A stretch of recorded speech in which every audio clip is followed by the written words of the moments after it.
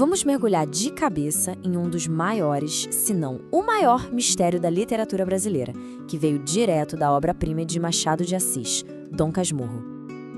Pois é, uma única pergunta que, alimenta debates e discussões acaloradas há mais de um século. E é ela o verdadeiro coração de toda essa história que a gente vai explorar agora. E pra gente tentar desvendar esse enigma, só tem um jeito: entrar de cabeça nas memórias do nosso narrador, o Bentinho.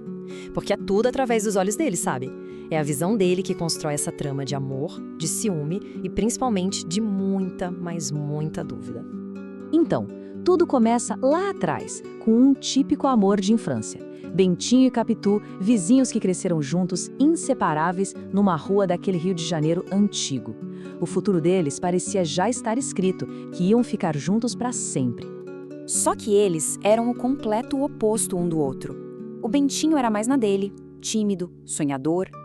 Já a Capitu era esperta, cheia de vida, e tinha um mistério cativante que ficava todo concentrado nos famosos olhos de ressaca. Segundo ele, eram olhos que pareciam tipo chá pra dentro, que arrastavam tudo.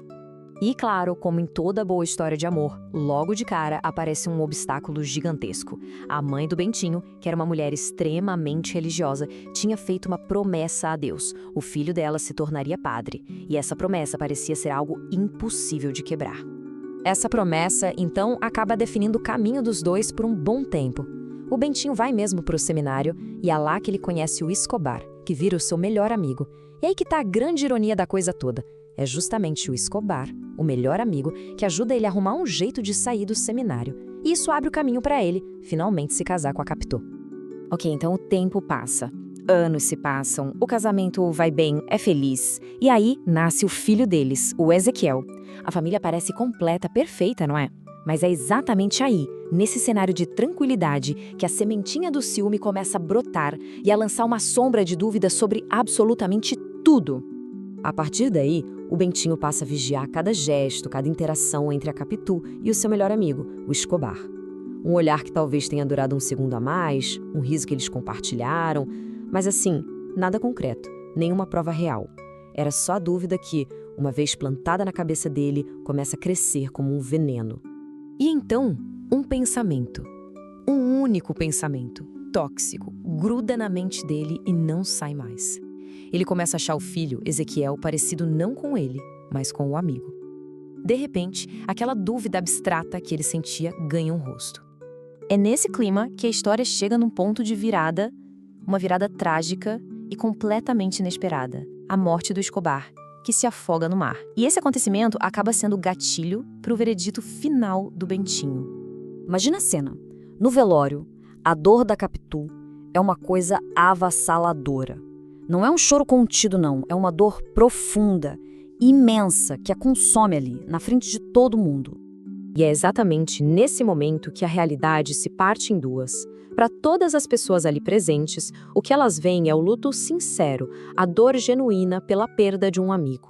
Mas para o Bentinho, aquelas lágrimas eram a confissão, a prova final irrefutável da culpa dela. E baseado só nisso, nessa interpretação dele, o Bentinho se transforma em juiz e carrasco. Sem julgamento, sem direito à defesa, ele a condena. Manda Capitu e o filho para um exílio na Europa e, com essa atitude, ele mesmo se sentencia a uma velhice de amargura e solidão total. Anos e anos depois, a gente reencontra um Bentinho já idoso, solitário, que decide colocar suas memórias no papel. O livro que a gente lê é, na verdade, essa tentativa dele de reconstruir o passado e, talvez o mais importante, de justificar as próprias decisões. E é aqui que a gente entende a genialidade absurda de Machado de Assis. O Bentinho é o que a gente chama na literatura de narrador não confiável. Ou seja, a história toda que ele conta não é um relato fiel dos fatos, mas sim uma interpretação, a versão de um homem que foi completamente consumido pelo ciúme. E o mais impressionante é que o próprio Bentinho, ao escrever, meio que admite essa confusão toda. Chega um ponto em que ele mesmo já não consegue mais separar o que realmente aconteceu do que a mente ciumenta dele inventou para preencher as lacunas. O próprio autor, dentro do texto, se recusa a dar uma resposta final. Essa citação mostra bem isso. A grande força do livro não está em resolver o mistério, mas sim em mantê-lo vivo, pulsando. A ambiguidade é a alma de tudo. O que nos joga de volta para o início, mas de um jeito completamente novo. A pergunta talvez nunca tenha sido Capitu traiu Bentinho. A verdadeira questão que a obra deixa no ar é outra.